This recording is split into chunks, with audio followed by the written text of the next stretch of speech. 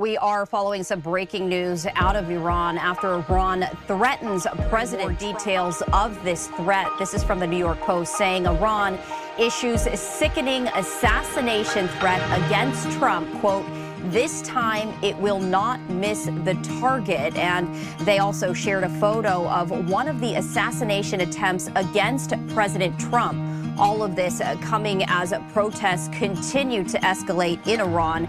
These are some file video of some of these protests in which reportedly hundreds, if not thousands of people have been killed. Meantime, Iran's judiciary head has signaled earlier today there would be fast trials and executions, despite warnings from President Trump that the U.S. may take military action over the killing of peaceful demonstrators. All right, what's up, everybody? I'm Nolan. Please, while you're watching, don't forget to like and subscribe so we can support this new channel, so the peasants of my area, Pittsburgh, Pennsylvania, can have a voice in the online world, because it's hard out here for the peasants of America. All right. So it does look to me that the Iranian regime will collapse. The only question is when. And I understand that the Iranian people have been oppressed by this regime for a very, very long time. I would add, though, that it's mostly because our interventions in the past that have led us to this point, as usual. And I would just mention that all the talk of oppression and supporting the Iranian people brings to mind the propaganda from, I don't know, every other war in the Middle East. And when this regime does fall, probably, which it will, probably with or without our help, I would say it'd be better to happen without our help.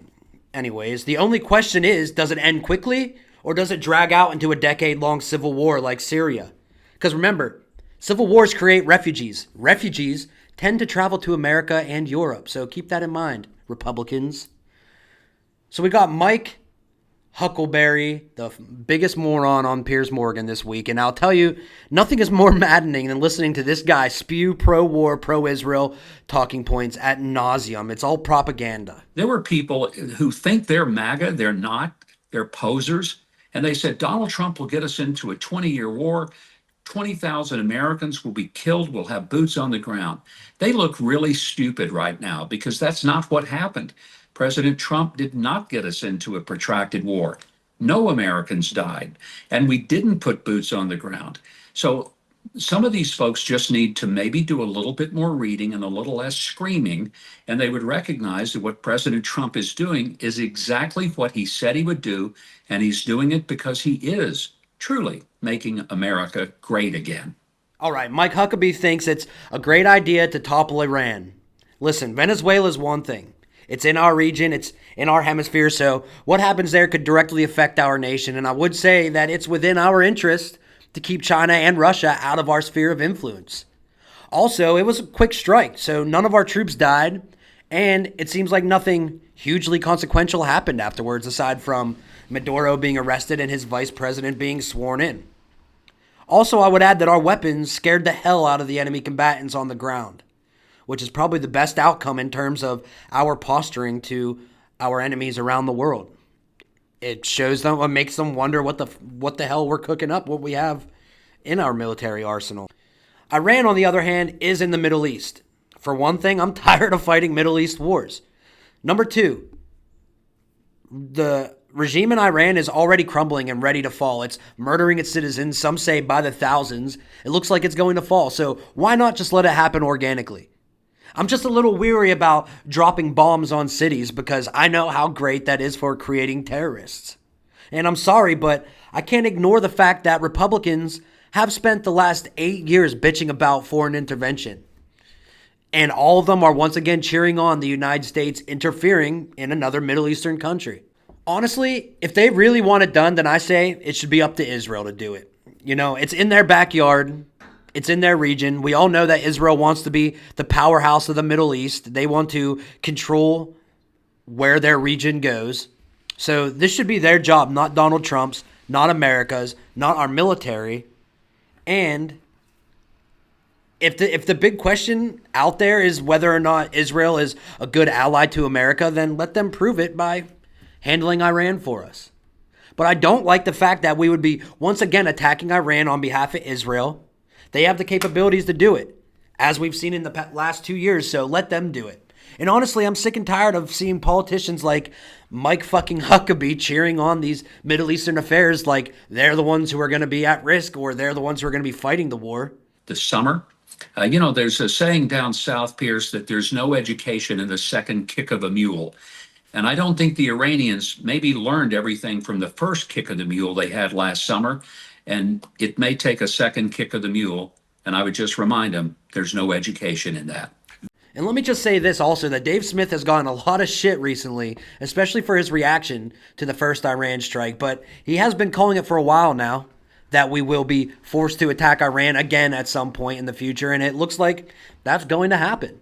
And the Mossad indicated that they were caught off guard by the uprising.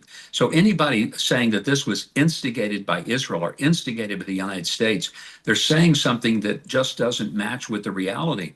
This has happened because the Iranian people are saying we want to be unshackled from this oppressive and very horrible government that has made our lives terrible and that have put us in a position where we don't have food, we don't have water, we don't have a future, but boy, do we ever have missiles.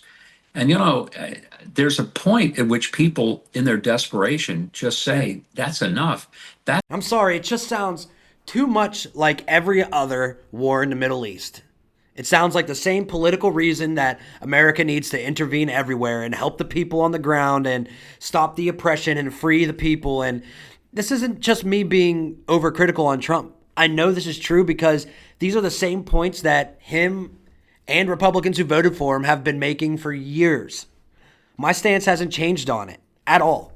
But it seems like a lot of people just don't care. And honestly, I don't know if they never cared to begin with, which sucks, or if it's because it's just Trump doing it and they're willing to look past it. Question, Ambassador. There are people in the MAGA movement, many people in the MAGA movement in the United States who are a little bit confused because they voted for a man in Donald Trump who wanted to end American involvement in foreign wars.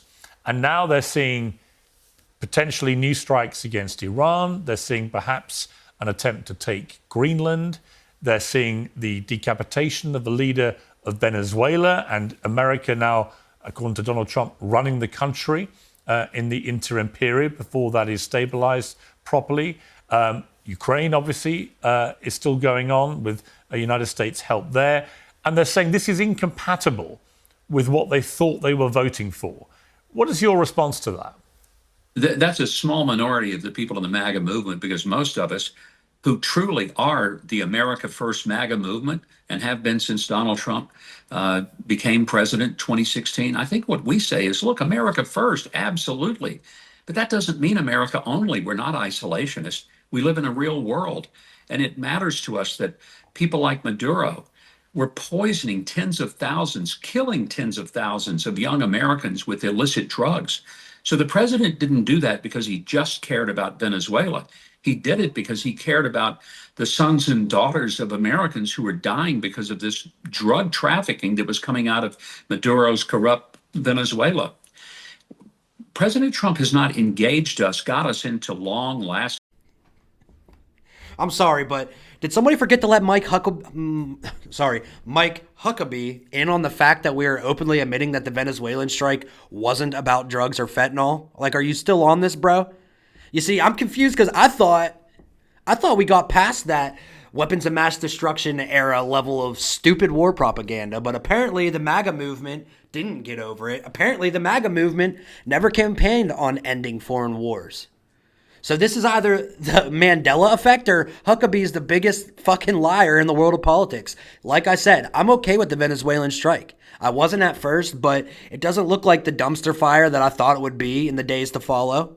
And I can actually see where, like I said, we benefit from denying Russia and China the ability to operate in our hemisphere. But come on, guys. Enough with the Middle East, dude. Aren't you guys tired of sand? I know this might be hard to swallow, but they just don't like us. We're America. America, she's just not that into you. These other countries are like our sugar babies, using us up for our money, asking us to send them $100 every so often, having us drive them to the mall in our cool car, buying them Lululemon, buying them a phone. asking us for help and then turning around and blowing us up a year later. They want us to do the dirty work for them, and they want us to kill their enemies so they don't have to do it. And once the government switches in Iran, they want us to leave them the fuck alone. I can guarantee you that. They will want Israel to leave them alone. But they're going to learn the hard way that buying America's military support comes with unexpected costs. And one of them is letting us run your oil industry and your foreign policy forever. And if you're a sovereign nation, you never want to be in debt to America. Because if you default on that loan or decide, fuck it, I'm not going to pay it, you will be the next dictator that we overthrow. Don't you think it's a little strange that Donald Trump is so willing to help the Iranian people, that he's there for them and he's going to offer them all this support? You don't think that he's going to ask for something in return after the regime change takes place and the new pro-Western regime is in power? Of course. Of course. He's going to take your oil. And I mean, that's fine. It's good for us, I guess. But not for Iran. And they're not going to appreciate it after a couple years of that happening. And next thing we know, we're going to see American contractors getting blown up. So, I don't know. So I'm sorry for the Iranian people. Really, I am. But I'm not sorry enough to intervene in their affairs or to pick a side in their civil conflict and then have to deal with refugees or the threat of having to send troops there or the threat of terrorism. I just don't care enough. Sorry. America, I love you. But take off the badge, hang up your gun, and stop being the Middle East police force. Seriously, I thought we were over this, but I guess not. 2 more decades of war, I guess, is what we need. Thank you, everyone. Like and subscribe.